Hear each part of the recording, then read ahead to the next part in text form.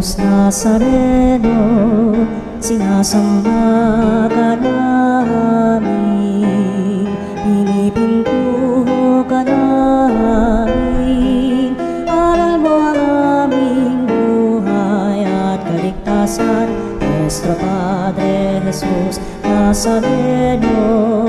Iligtas mo kami sa kamatayan, ang krus mong pinamatayan ay sagisag ng aming kaligtasan. Nuestro Padre Jesus Nazareno, dinarangal ka namin.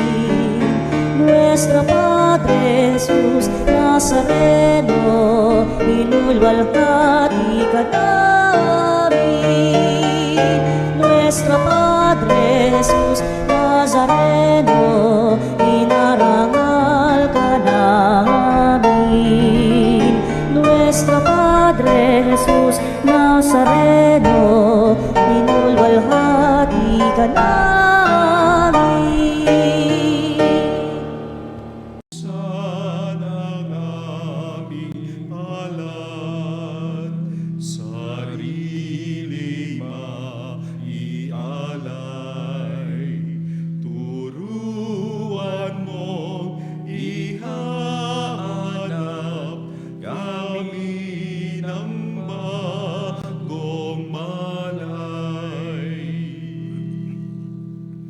Sa ngalan ng Ama, ng Anak at ng Espiritu Santo. Amen. Sumainyo ang Panginoon. At sumaiyo. Mga kapatid, mga kapanalig, pasalamatan natin ang Panginoon sa binigay niyang pagkakataon na may pagdiriwang natin na ang banal na Eucharistia, ang sakramento ng ating kaligtasan. Ialay natin ang ating buhay sa Kanya dahil unang-una, inialay niya ang Kanyang buhay para sa atin, para sa ating kaligtasan. Hilingin natin, lalong-lalo na, ang mga grasya na kinakailangan natin sa ating pagmimisyon, lalong-lalo na ang grasya ng kapatawaran ng ating mga kasalanan, and the gift of healing for those who are sick.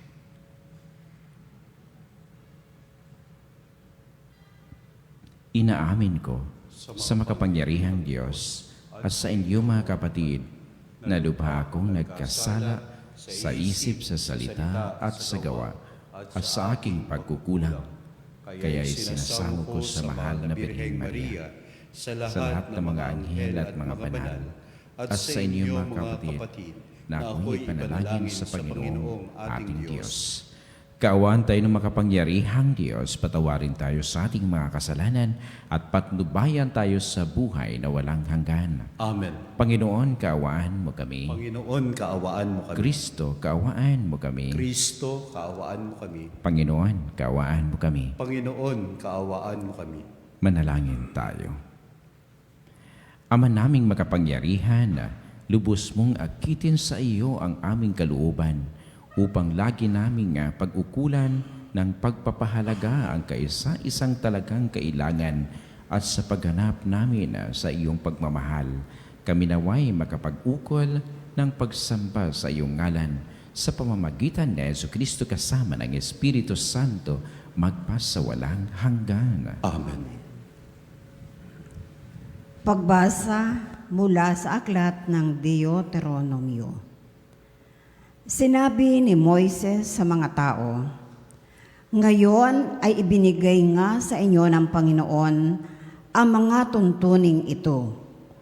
Sundin ninyo ito ng buong puso't kaluluwa.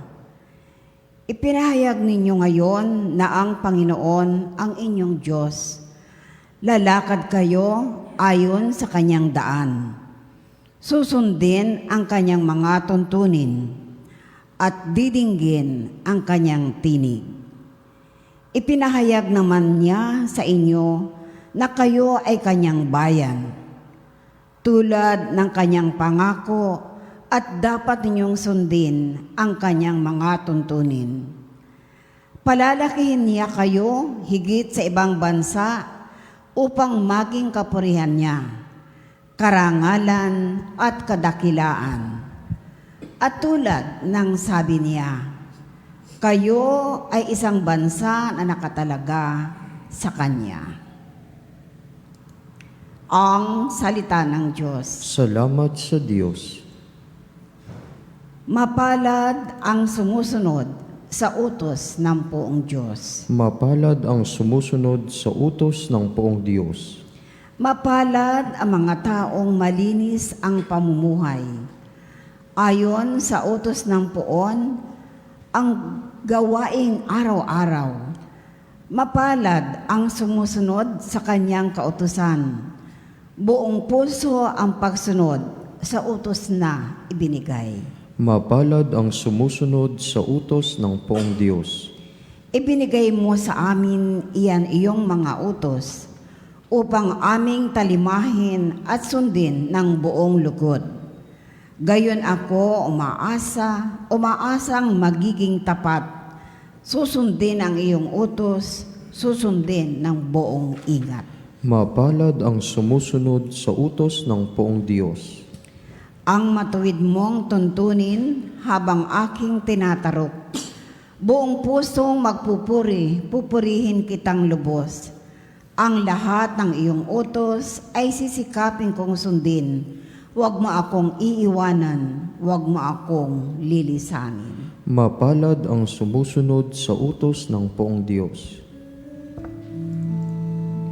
Luwalhati at papuri, Panginoong Jesucristo. Luwalhati at papuri, Panginoong Jesucristo.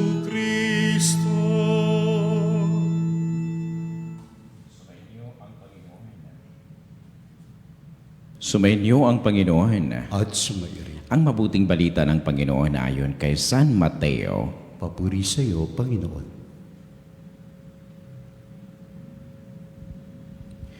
Noong panahong iyon na sinabi ni Jesus sa kanyang mga alagad, narinig na ninyong sinabi, ibigin mo ang iyong kaibigan at kapuutan mo ang iyong kaaway. Ngunit ito naman ang sabi ko, ibigin ninyo ang inyong mga kaaway at idalangin ninyo ang mga umuusig sa inyo upang kayo'y maging tunay na anak ng inyong amang nasa langit. Sapagkat pinasisikat niya ang araw sa masasama at sa mabubuti at pinapapatak niya ang ulan sa mga banal at sa mga makasalanan. Kung ang mga umiibig sa inyo ang siya lamang ninyong iibigin, ano pang gantimpala ang inyong hihintayin? Hindi ba't ginagawa rin ito ng mga publikano? At kung ang binabati lamang ninyo'y ang inyong mga kapatid, ano ang nagawa ninyong higit kaysa iba? Ginagawa rin iyon ng mga hentil. Kaya dapat kayong maging ganap, gaya ng inyong amang nasa langit. Ang mabuting balita ng Panginoon. Pinupuri ka namin, Panginoong Jesucristo. Mga kapanaliga, sa ating pagninilay-nilay sa panahon ng Kwaresma, kailangan natin i-focus ang ating attention dyan sa pag-ibig ni God. Yung pag-ibig na God na hindi lamang konsepto na nasa ating isip, kundi isang persona. Si Kristo mismo, ang anak ni God, ang ating tagapagligtas. Yes, ang ating kaligtasan. Mga kapanaliga, ang Kwaresma ay nag-invite sa atin to have always in our heart and mind these three pillars ng buhay Kristiyano na ito'y makakatulong talaga sa ating paglalakbay sa panahon ng Kwaresma. Ang pagdarasal, ang prayer that helps us build our relationship with God. Ang ating pag-aayuno that helps us build our relationship with our personal life. And then ang ating paglilimos, almsgiving, that helps us build our relationship with others, lalong-lalo na sa ating mga kapatid, mga less fortunate brothers and sisters. Kaya mga kapatid, ngayon, isa pang pagpapaalaala sa atin, no? Sa panahon ng Kwaresma ay tungkol sa pag-ibig na hindi lamang limitado, no? Para sa mga taong umiibig sa atin o mga taong malapit sa atin o kung sino yung mga taong gusto nating mahalin. Ito ang pag-ibig na totoo. Ang pagmamahal para sa ating mga kaaway. Kung may mga kaaway kayo, start loving na. No? Kailangan puntahan at sabihin, mahal kita. Mahal ka ni God. Mahal ako ni God. Kaya I am here to tell you. O kung ayaw nila, walang problema yon. It's not a problem. Ang problema dito kung ayaw mong umibig sa iyong mga kaaway. Ibig sabihin, handa kang magpatawad at the same time, handa kang humingi ng kapatawaran. Dito, ang totoong pag-ibig that consists the perfection of God. Kaya sabi ni Kristo, kailangan kayong maganap o kailangan, sabi ni Jesus, kaya dapat kayong maging ganap gaya ng inyong amang nasa langit. Lahat-lahat na yan. If we want to be good, we want to be holy, we want to be perfect in this world. Therefore, kailangan natin si God dahil siya ang perfection, wala nang iba. Dito sa mundo, ang ating buhay, walang perfecto. Ang ating buhay din, hindi perfecto. Pero alam natin na may God na so perfect at ang kanyang pag-ibig ay napaka-perfect. That will restore our imperfect humanity. Yes. Ito, kaya nandito si Kristo ay pinadala niya. Kaya mga kapatid, mahalin ang iyong kaaway. Anong mapapala mo doon? Anong makukuha mo doon? Anong gantimpala ang hihintayin mo if you only love those people who love you? Grabe. Madali lang ba ito? Madali ba ito? Mahirap. Mahirap. Ibig sabihin, ang pagsunod kay Kristo ay hindi madali. Kaya sabi niya, if you want to follow me, deny yourself, take up your cross, and follow me. Madali ba yun? Siyempre, hindi madali. So, ang konsepto ng kaligtasan, ang konsepto ng pag-ibig, ang buhay ni Kristo, ay hindi yun mga bagay na nagpa-promise sa atin ng commodity of life o salvation by commodity of life. Walang problema, walang sakit, walang mga ano-ano pa, no? Kundi ang promise ng salvation, ang promise ng totoong realization, ng totoong pag-ibig ay yung dumaan sa pagpakasakit, dumaan sa kamatayan sa krus. Ayun, si Kristo. Kaya yun din ang ating buhay, pagsunod sa Kanya. Dahil sa ating kaloob-looban, andyan ang desire ng Kanyang kaharian. Kaya, yung sinabi ni Kristo, believe, no, the gospel. The kingdom of God is at hand. Nandito sa harapan mo. Kaya realize day by day that gift of God's kaharian. Realize day by day the very presence of God.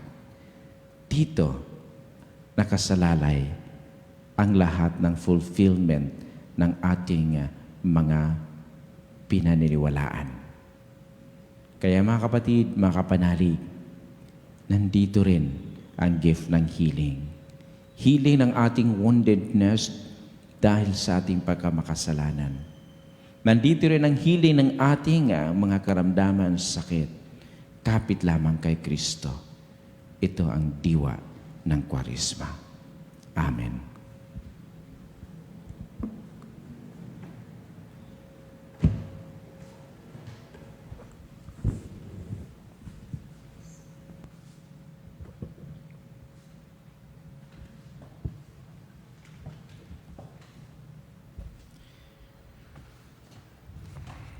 Taglay ang pagtitiwala. Lumapit tayo sa mapagpatawad na Ama na ang habag sa atin ay walang hangganan at walang katapusan. Panginoon, dinggin mo ang aming panalangin. Panginoon, dinggin mo ang aming panalangin. Ang simbahan naway maging buhay na halimbawa ng pagpapatawad at habag na ipinakita ni Jesus. Manalangin tayo sa Panginoon. Panginoon, dinggin mo ang aming panalangin. Atin nawang kaawaan ang mga taong nakasakit, nakapinsala o nagdulot ng mga paghihirap sa atin. Manalangin tayo sa Panginoon. Panginoon, dinggin mo ang aming panalangin. Sa tulong ng biyaya ng Diyos, naway mapatawad natin ang ating mga kaaway. Manalangin tayo sa Panginoon. Panginoon, dinggin mo ang aming panalangin. Sa mga may sakit, matatanda, ang mga pinabayaan, naway ating maipadama ang ating pagmamahal at habag. Manalangin tayo sa Panginoon. Panginoon, dinggin mo ang aming panalangin. Ang mga yumao naway biyayaan at gantimpalaan ng buhay na walang hanggan. Manalangin tayo sa Panginoon. Panginoon, dinggin mo ang aming panalangin. Sa ilang sandali ng katahimikan, ipanalangin natin ang kagalingan at natatanging kahilingan ng ating mga Eucharistic advocates. Manalangin tayo sa Panginoon. Panginoon, dinggin mo ang aming panalangin. Magapangyarihan at mahabaging Ama, pinasasalamatan ka namin sa pagpapatawad na inihandog mo sa pamamagitan ng iyong anak. Tulungan mo kami ipahayag sa iba ang iyong pagpapatawad. Hinihiling namin ito sa pamamagitan ni Kristong aming Panginoon. Amen.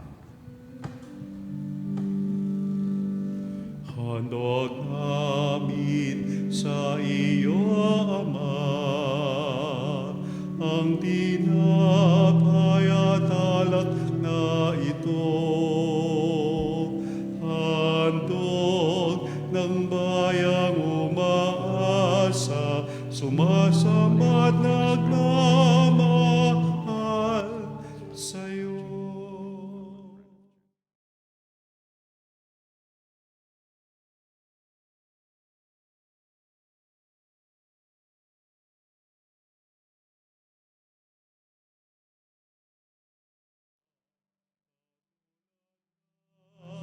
Halimuyak ng insenso, umakyat sa kalangitan.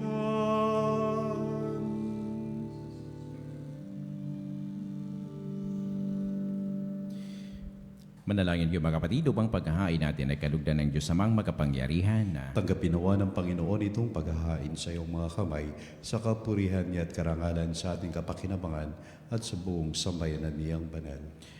Ama naming lumikha, ang ipinagdiriwang naming banal na paghahain ay magganap nawa sa ikapagpapatawad ng mga kasalanan at magpanging dapat na kami maging katambal sa pag-aalay ng iyong anak na aming tagapamagitan kasama ng Espiritu Santo magpasawalang hanggan. Amen. Sumainyo ang Panginoon. At sumayo rin. Itaas sa Diyos ang inyong puso at diwa. Itinaas na namin sa Panginoon. Pasalamatan natin ang Panginoong ating Diyos. Marapat na siya ay pasalamatan. Ama naming magapangyarihan, tunay ngang marapat na ikaw ay aming pasalamatan sa pamamagitan ni Jesucristo na aming Panginoon. Sa pagbabakasakali mong kami bubuti, isinugo mo si Jesucristo upang pagunahan kami bilang pagsunod sa iyong atas na bigay. Ipinahayag ng iyong anak ang iyong kalooban na ang mga apit-dukha ay kanyang damayan. Ngayon ay iyong inihahandog ang pagkakataong aming maisaloob ang kanyang ganap at kusang paglilingkod upang sa iyo'y lagi kaming makasunod. Kaya kaisa ng mga anghel na nagsisiawit ang papuri sa iyo ng walang humpay sa kalangitan, kami nagbubunyi sa iyong kadakilaan. Santo, Santo, Santo, Panginoong Diyos ng mga hukbo.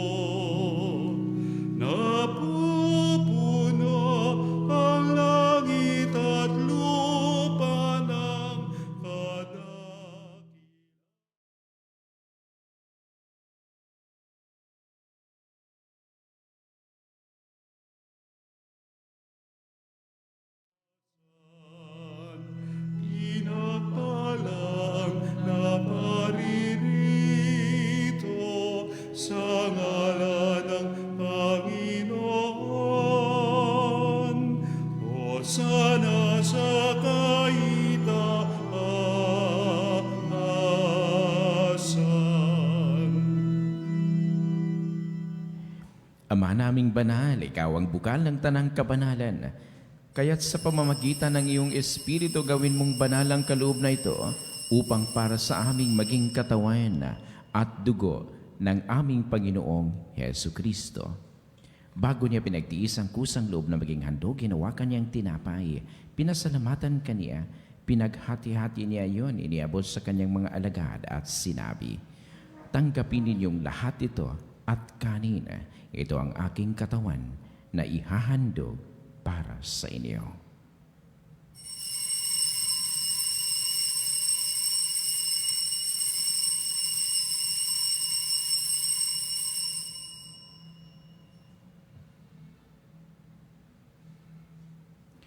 Gayon din naman, nung matapos ang hapunan, hinawakan niya ang kalis, muli kanyang pinasalamatan.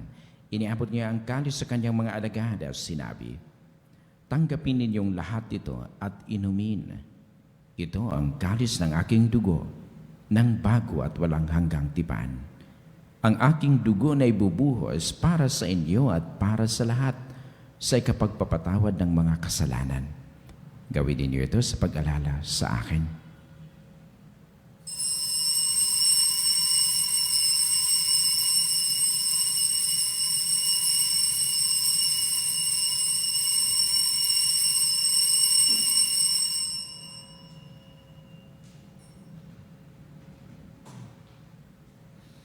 Ang misteryo ng pananampalataya. Si Kristo ay namatay, si Kristo ay nabuhay.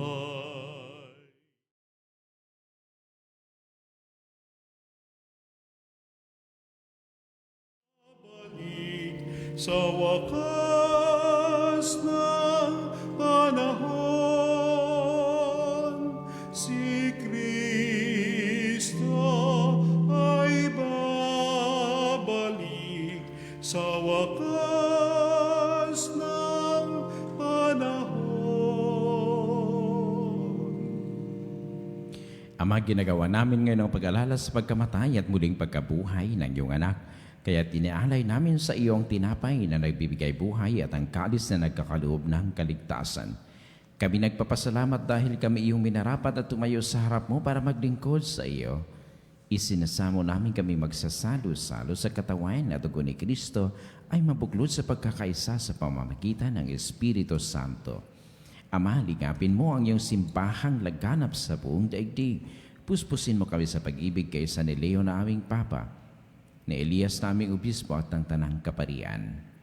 Alalahanin mo rin mga kapatid naming nahimlay nang may pag-asang sila'y muling mabubuhay. Gayon din ang lahat ng mga pumanaw. Kaawaan mo sila at patuluyan sa iyong kaliwanagan. Kaawaan mo at pangdapatin kaming lahat na makasalo sa iyong buhay na walang wakas. Kaysa ng mahal na Birhing Maria na ina ng Diyos, ni San Jose na kanyang esposo, kaysa ng mga apostol at ang lahat ng mga banal na namuhay dito sa daigdig ng kalugod-lugod sa iyo, may pagdiwang nawa namin ang pagpupuri sa ikararangal mo sa pamamagitan ng iyong anak na aming Panginoong Hesu Kristo. Sa pamamagitan ni Kristo kasama niya at sa Kanya, ang lahat ng parangal at papuri ay sa iyo, Diyos Amang makapangyarihan, kasama ng Espiritu Santo, magpasawalang hanggan. Amen. Amen.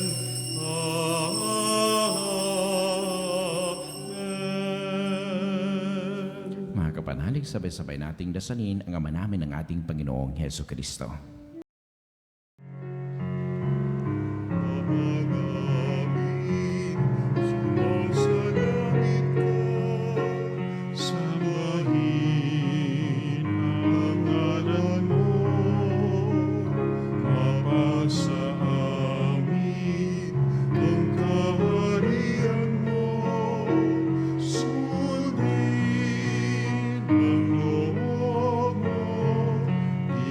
Sa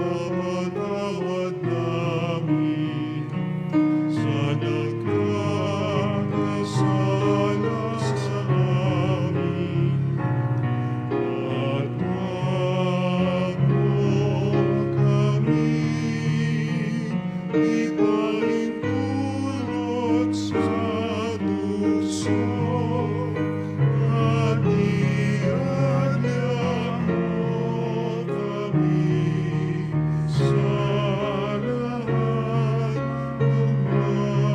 masama. Hinihiling namin kami adya sa lahat ng masama, pagkalooban ng kapayapaan araw-araw, iligtas sa kasalanan at ilayo sa lahat ng kapahamakan, samantalang aming pinanabikan ang dakilang araw ng pagpapahayag ng tagapagligtas naming si Jesucristo. Sapagat iyo ang kaharian at ang kapangyarihan at ang kapurihan magpakailanman. Panginoong Jesucristo, sinabi mo sa iyong mga apostol, kapayapaan ang iniiwan ko sa inyo, ang aking kapayapaan ang ibinibigay ko sa inyo. Tunghayan mo ang aming pananampalataya at huwag ang aming pagkakasala. Pagkalooban mo kami ng kapayapaan at pagkakaisa ayon sa iyong kalooban, kasama ng Espiritu Santo magpa sa walang hanggan. Amen. Ang kapayapaan ng Panginoon ay laging sumainyo. At sumairin. Magbigayan kayo ng kapayapaan sa isa't isa. Kapayapaan po sa inyo lahat, mga kapanalig. Kordero ng Diyos na nag-aalis ng mga kasalanan ng sanlibutan, maawa ka sa amin. Kordero ng Diyos.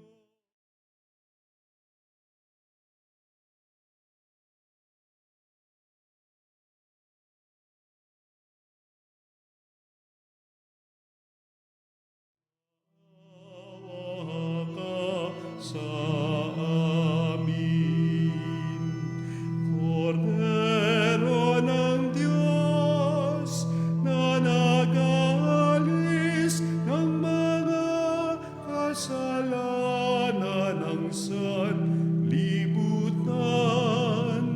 ipagkaloob mo sa amin ang kapayapaan.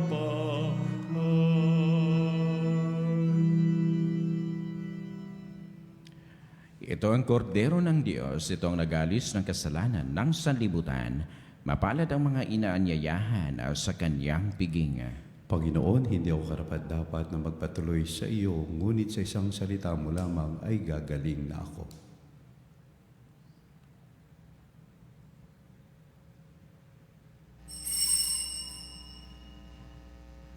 Mga kapanalig, ating dasalin ang komunyong espiritual. O Jesus, nananalig ako sa pananahan mo sa kabanal-banalang sakramento. Minamahal kita higit sa lahat at hangad ka ng aking kaluluwa. Hindi ko man matatanggap ngayon ang iyong katawan at dugo, inaasahan ko na patuloy kang mamumuhay sa aking puso. Naniniwala ako na narito ka at kaisa ka ng aking buong pagkatao. Huwag mong ipahintulot na mawalay ako sa iyo. Amen. Panalangin sa karangalan ng Nuestro Padre Jesus Nazareno. O Jesus Nazareno, katamis-tamisan naming manunubos, sa harap mo ngayoy naririto kami't nangangayupapa at nagsisisi ng taos-puso sa aming pagiging walang turing sa iyo at paglimot sa di mabilang na mga biyaya mo, lalong-lalo na yaong mahalagang biyaya ng pagtutubos. Dinaramdam namin at pinagsisisihang labis, Panginoon ko, ang pagkakasala namin sa iyo. Ikinalulungkot namin ang pagiging dahilan ng pagpapasan mo ng krus na iyan sa gitna ng mga hirap at kapaitan, hanggang sa inihandog mo ang iyong buhay sa bundok ng Kalbaryo, sa pagkaibig mo lamang na matubos kami at ang sangkatauhan mula sa sala. Pakabanalin mo, O Panginoon, ang aming pagnanais at ipagtanggap mo sa amin ang iyong biyaya. Maging tagapamagitan nawa ang iyong ina, ang kalinis-linisang Birheng Maria.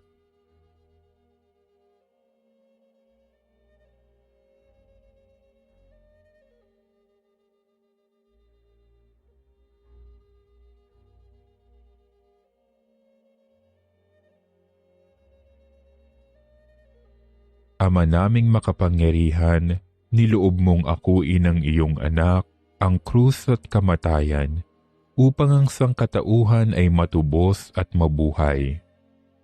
Ang pag-ako namin sa krus at kamatayan dito sa lupa, ayon sa diwa ng pagsunod sa iyong loob, na ginanap ng iyong anak, ay magpagindapat nawa naming kamtin ang lubos na katubusan at pagkabuhay sa iyong piling, sa pamamagitan ni Hesukristo, kasama ng Espiritu Santo, magpasawalang hanggan. Amen. Nuestro Padre Jesus Nazareno, Panginoon namin at Diyos, kaawaan mo kami. Manalangin tayo.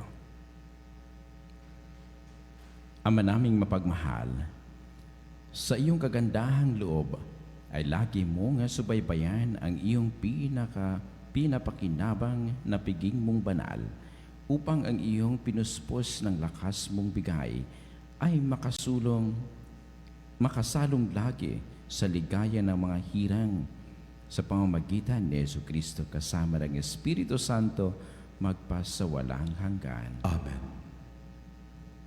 Panalangin para sa may sakit.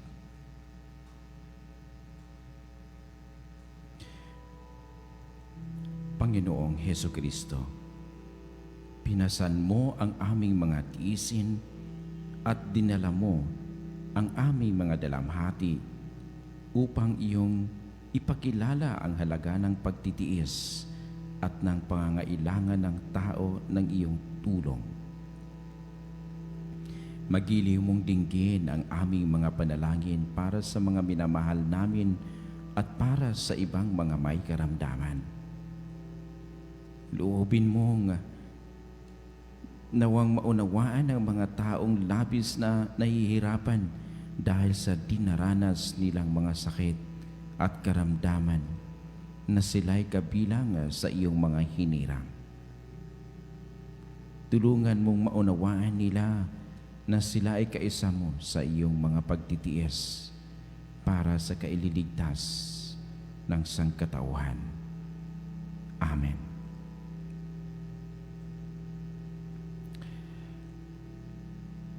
Patalastas, inaanyayahan ko po kayong lahat sa mas malalim na panalangin at pagdinilay ngayong panahon ng Kwaresma. Sa mga nais mag-alay ng mga panalangin, tumawag lamang po sa Religious Department 8925-7931, Local 129-131-137, o mag-text sa 0917-631-4589 at hanapin lamang si Ms. Rene Jose o si Ms. Ali Nahe. At maging isang Veritas Eucharistic Advocate para sa Lent Easter Celebration. Maraming salamat po. Sumainyo ang Panginoon At sumayo rin. pagpalain kayo ng mga kapangyarihang Diyos, Ama at Anak at Espiritu Santo. Amen. Tapos ng pagdiriwang, humayo kayo sa kapayapaan at pagmamahal ni Kristo. Salamat sa Diyos. Walang sino man ang nabubuhay para sa sarili lamang. Walang sino man ang namamatay para sa sarili lang.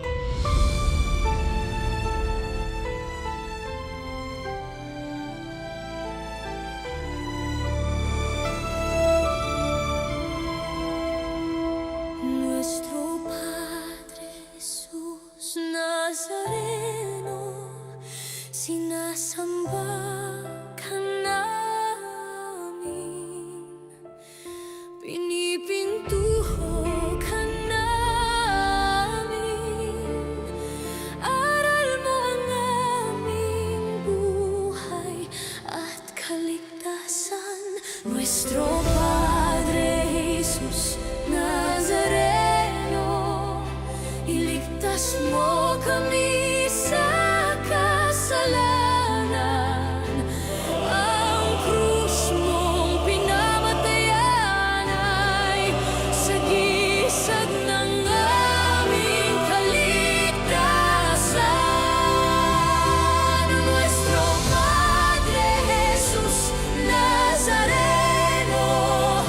di na